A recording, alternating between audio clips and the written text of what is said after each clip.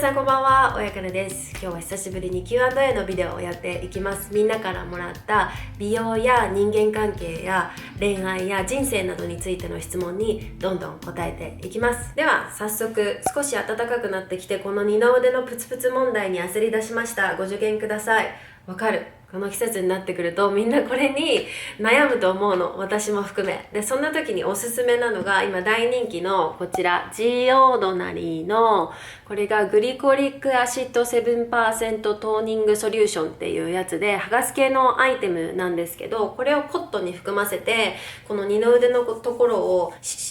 ってしてあげるとすごく良くなるかなと思います。これはお顔にも使えるし、あとは肘とか膝の黒ずみとか体がザラザラしてるところに使うのもむちゃくちゃおすすめで、すごいコスパがいい。これ多分2000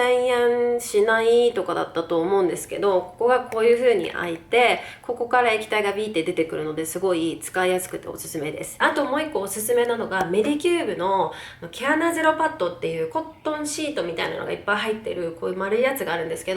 あれもちょっとマイルドに剥がす系のアイテムなので、ああいうのとかでこういうところを拭いてあげるとだいぶ良くなるんじゃないかなと思います。で剥がしてあげてしっかり保湿してあげるのが大事です。次、目元のシワ気になりますか？いい商品あったら知りたいです。そんなに気になってないけど、笑った時にできるシワとかいい感じで年重ねてきたなと思って嬉しくなる時とかもあるし、チリチリこういうところにシワができてきたりとかはしてるんですけど、そこまで気になってはないかな。でも気になる人の気持ちもすごくわかるので、私がめっちゃおすすめなのがマルティナのアイクリームがすっごくおすすめです。むっちゃこっくりです。すごい保湿してくれます。これでもかっていうぐらい保湿してくれるので、乾燥して細かいシワが気になる人とかはこういうガンガンの保湿系のアイクリームがおすすめで、目元のケアに関してはもうほんと貯金みたいなものだと私は思っていて、毎日丁寧にアイクリームを塗ってちゃんと保湿してあげるエクストラのっていうのが大事だと思っていて、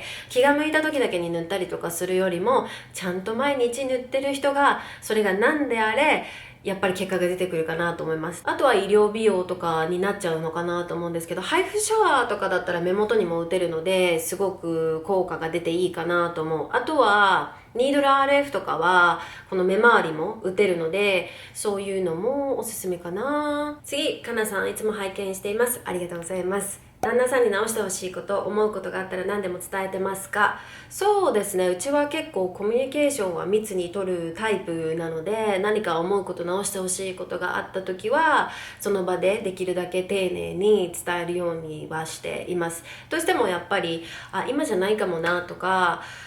もうちょっと自分に気持ちの余裕がある時がいいなとか、もうちょっと時間に余裕がある時がいいなみたいなセンシティブなサブジェクトもあると思うので、そういうものに関しては機会を見計らってシェアするようにはしていますが、基本的にはちゃんとお互い思ってることを話せるような環境づくり、あと心がけはしています。どうしてもね、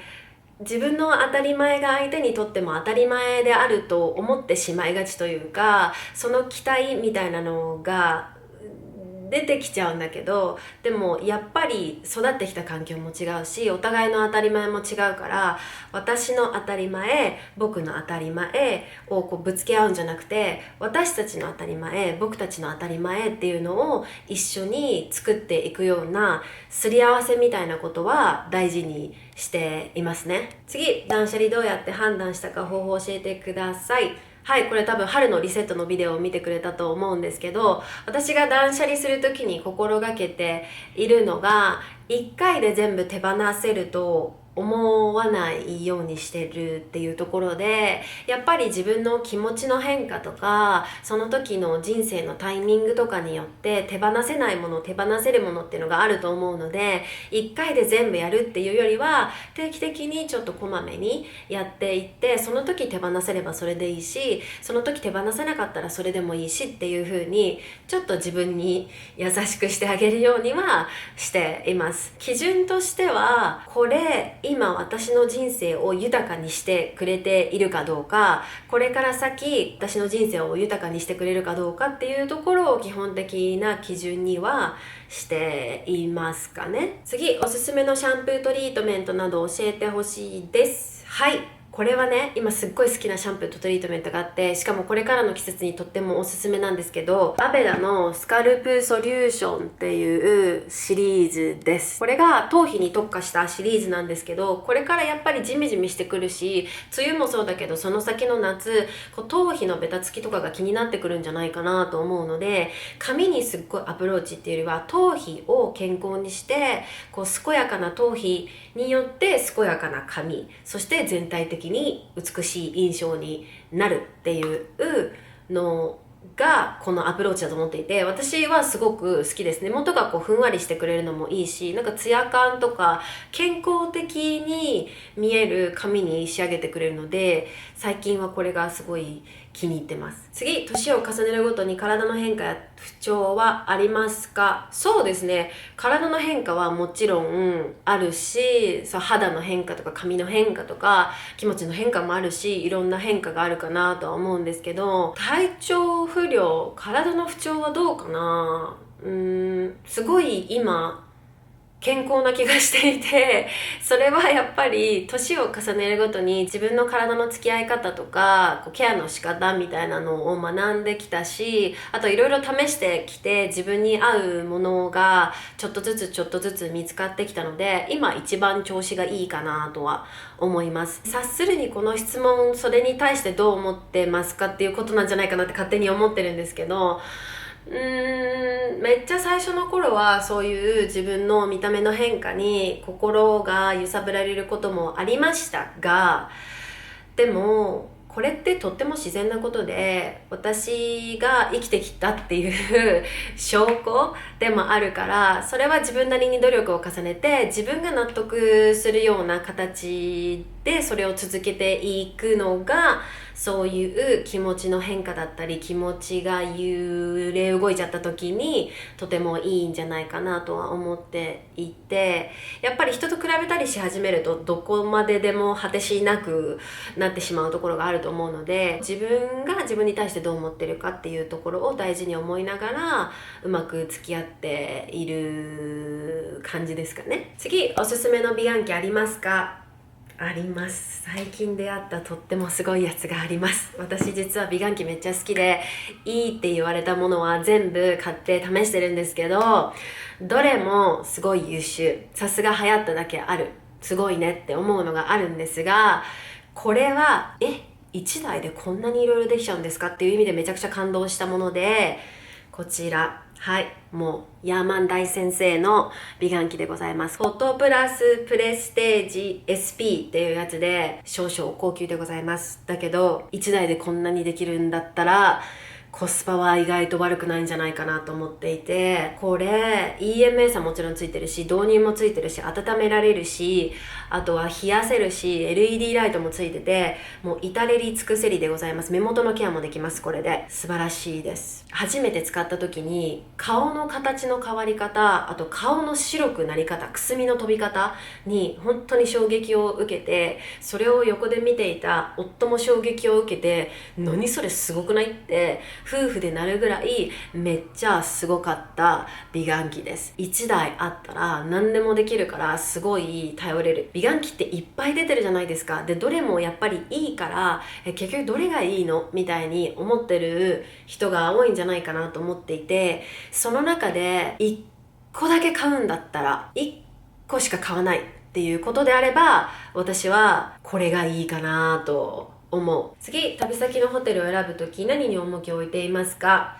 はい、そうですね。私、ホテル選びには結構こだわりがあるので、とっても時間をかけるタイプではあるんですけど、一番大事にしているのは多分ロケーションで、旅行なのでアクセスの時間を短くしたいから、便利なところに指定するようにはいつもしています。ただ、すごい便利なところってガヤガヤしてたりうるさい時があるので、できるだけ上の階にしてもらうようにリクエストしたりとかは心がけていて、あとは止まっていて自分の気持ちが上がるかどうかっていうところはすごく大事にしていて、やっぱり旅行なので楽しみたいし、私ずっと外に出てるっていうよりはホテルにいる時間も結構好きなので、自分がステイしてて心地いいなとか、可愛い気持ち上がるなみたいなところもすごく大事にしているかもですね。それ以外なんかあるかな。そんなにあとは私は気にしてることがないのかもしれない。その可愛いと気持ちが上がるとロケーションのバランスが一番いいところを多分最終的に選んでる気がしますかね。次、じゃがいもの料理トップ3を教えてください。じゃがいも好きなんです。知ってる方も多いかもしれませんが、とても好きで、我が家はじゃがいもの消費量がどの野菜よりも一番多いんですけれども、それもすごく好きなので、多分週3から4ぐらいオーブンで焼いたポテトを食べています。夜ご飯の前にそんぐらい我々じゃがいもが好きです。なので第1位はオーブンベイクドポテトが第1位で、その次が多分コロッケで、その次がどうしよう。いや、2位はフライドポテトだと思う。で、それで、3位が、マッシュドポテトも好きなの。コロッケとマッシュドポテトが3位っていう感じでいこうかな。オーブンポテトするときはシーズニングをしてるんですけど、オリーブオイルと、プリメイドのシーズニングをつけてるんだけど、今までいろいろ試してきて、この間シドニーで買ったやつがすごい美味しくてめっちゃ気に入ってたんですけど、もう終わっちゃって、次どうするってなってたんですけど、ついこの間、普通にスーパーで売ってたシーズニングがめっちゃ美味しくて、みんなにおすすめしたいんです。こちら。ダンマキシマムこれすっごい美味しかった。スパイスの味が結構しっかりしてとても好きです。こんぐらい大きい感じだし、あとコスパもね良かったと思う。そんなに高くなかったはず。マキシマムオリジナルスパイス、響きスパイスっていうところから出ております。めちゃくちゃおすすめです。次、かなさんはふと人生や両親のこと思いにふけることはありますか？どうその気持ちを受け止めてますか？そうですね。私結構ある方だと思う。おセンチになってる時が他の人よりも多いんじゃないかなって自分では薄々思ってるんですけど、どう受け止めてるかな。そのまま受け止めている気がします。別に悪いことじゃないし、自分の人生についてしっかり考える時間を設けるのもとても大事だし、両親と過ごす時間も自分の人生の時間も限りがあるものなので、それを大事に真剣に考えるっていうことはとても素敵な作業じゃないかなとは思っています。多分悲しくなる時ありませんかみたいなことだとは思うんだけど、もちろんあるし、でもその悲しいな、寂しいなみたいなのとかも、だったらこうした方がいいな、もっととか、じゃあここをこういう風に変えていこうみたいな活力になることもあるので、一見ネガティブに見える感情が逆に自分の人生を豊かにしてくれるものに変換できる時ってあると思っていて、すごいその悲しいみたいな気持ちにじってハマってる時は難しいかもしれないんだけど、ある時それがじゃあこうしたらいいじゃん、じゃあここ変えようよってふってスイッチが入る時があるから、それを気長に待つのもいいと思うし、この気持ちをそういう風に変えていきたかったら自分はどうしたらいいんだろうって、そこから逆算していく考え方するのもすごくいいと思うし、私はそういう風に受け止めているかな。次、メイクはお家のどこでしてますか？永遠に悩んでます。はい、これはもう絶対断然自然光が一番当たるところがいいです。メイクは暗いところでしたら絶対にダメ。これどのメイクさんに聞いても言うけど、メイクは自然光が一番、絶対にそれが大事ですこんな話だったけど、暗いところでメイクするとやっぱり細かいところが見えないし、あとは色味の調整とかも難しいし、すごい暗いところでメイクして外に出てみたらうわっっっていう失敗私何回もしたことあるので、自然光が一番当たるところで私はメイクしてます。なのでダイニングルームのめっちゃ自然光が当たるところか、ベッドルームのめっちゃ自然光が当たるところで私はメイクしてます。次、結婚式を秋に控えています。おめでとうございます。とびきり綺麗で迎えたいのですが、おすすめの美容ありますか？そうだな、いや、どっち系かな。毎日コツコツかな、それとも1回でドンかな。1回でドンだったら、私はメットビューティークリニックの4つか5つぐらいの施術を1回で全部ワッてやってくれるコースがあって、メットスキンプラスみたいなメニューの名前だったと思うんだよな。ちょっとここに出しますが、すごくおすすめです。大きなイベントを控えてる人にはそれがとってもおすすめで、やっぱりみんな忙しいし時間ないし、違う施術でこう何回も通うの大変だから、1回で全部ビャッってやってくれるやつがとても効果が分かりやすいと思います。毎日コツコツ系だったら、コスパのいいシートマスクを毎日朝晩やるのがすごい効果が出ると思う。やっぱり乾燥によって出る肌のいろいろは保湿で解決されると思うので、シートマスクを毎日朝晩やるのがいいと思う。次、職場で泣いてしまいました。我慢したのですが耐えられず。かなさんはこのような経験ありますか？はい、あります。私は19歳の時にパリで撮影をしていて、でお仕事の撮影が終わった後に同じクルーでそのまま作品撮りをしましょうってことになったんですよ。で作品撮りっていうのはどの媒体にも乗らずに自分たちでかっこいいこと楽しいことしようっていう自分たちの作品集に乗るような撮影のことで、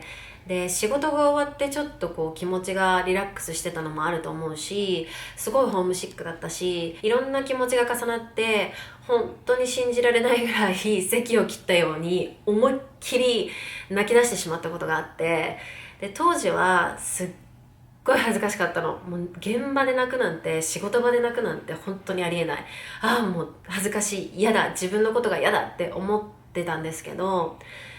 そのめっちゃ泣いた時にスタイリストさんがすっごい優しくしてくれたんです。でそこから彼とのフレンドシップが始まって、パリにいる間とっても仲良くしてくれたし、パリを離れた後も今もとても素敵な友人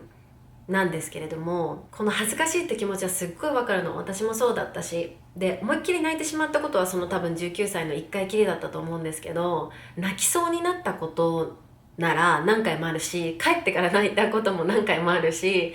やっぱりさ、大事に思ってれば思ってるほど感情的になる出来事っていっぱいあるから、そういう時もあるし、そうなってしまった自分を責めすぎないでほしいし、かといって現場で泣きまくれ、仕事場で泣きまくれとは言わないけれども、それがとても素晴らしいことになる可能性も含んでいるっていうことは忘れないでほしいなっていうふうに思っていて、私にとってはそのスタイリストさんとの友人関係だったけど、何でも経験だからさ、自分が経験したことはこれから先の人生に活かせると思うし、私はそういう自分が現場で泣いてしまった経験があるから、今度自分が誰か同じ現場にいる方が泣いてしまった時に優しくしてあげたいなと思うし、何かサポートできることがあったらそうしたいと思うし、当時の私にとってのそのスタイリストさんがしてくれたようなことを次私ができたら、この経験は自分の身になっていい経験だったって思える日が来るなと思っているので、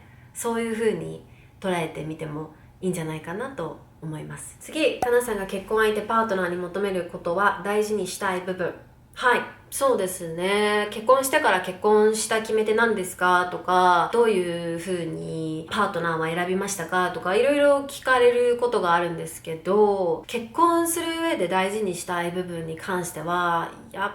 ぱりコミュニケーション能力がすごく大事かなと思っていて、意見が合わないこともあるし、納得がいかないこともあるし、なんでって思うこととかもあると思うんですよ。育ってきた環境も違うし、2人の人間が一つ屋根の下で暮らしていくにあたって、ずっと一緒にいる相手としてぶつかることも何回もあると思うけど、ででもそういう時に丁寧なコミュニケーションが取れたら解決できることってたくさんあると思うの。逆に大したことない問題だったとしてもうまくコミュニケーションが取れないがゆえに誤解が生まれてしまってどんどん問題が大きくなっていくみたいなこともあると思うんですよね。だから一生一緒にいるって思うパートナーに対しては密なコミュニケーション、丁寧なコミュニケーションっていうのを私は一番求めているし大事にしていますかね。次、かなちゃんこんばんは。3月で29歳になりました。おめでとうございます。最後の20代の1年間をもう一度過ごせるならこれはやっておこうと思うことはありますか？そうだな、20代最後の1年にやっといた方がいいこと限ってでも基本的にはどの年代をとっても自分のやりたいことは思いっきりやった方がいいっていうのは基本的な考えで私は思っていて、やっぱり人生一度きりだし思ってるよりずっと短いと思うし今日は今日しか来ないし、そこはすごい思いっきり生きるっていうのはいつもテーマにしているところで、逆に29歳の時私が何をしてたかというと30代をすっごい楽しみにしてたんです。だからその30代を思いっきり楽しむために万全の状態でいたいっていうふうには思っていて、だから自分のことをできるだけ成長させて30代に入りたいなとは思ってたんですよ。だから仕事もプライベートももうフルフルマックスで思いっきりやってましたで